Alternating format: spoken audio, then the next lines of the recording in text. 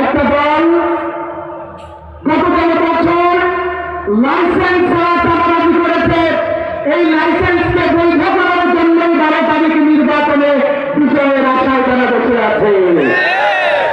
আমরা পরিষ্কার ভাষায় বলতে চাই, এই বন্দরনগরী চট্টগ্রাম সারা দেশবাসী আহ্বান জানায়, এই চট্টগ্রামের মিডিয়াগুলো দেখুন, গত ১৩ বছরের পত্রিকাগুলো সংগ্রহ করে পড়ুন, কোথাও জায়গা পাবেন না জামাত ইসলামী কিংবা ইসলামী ছাত্র শিবির কোথাও কোনো টেন্ডারবাজি এবং চাঁদাবাজি করেছে।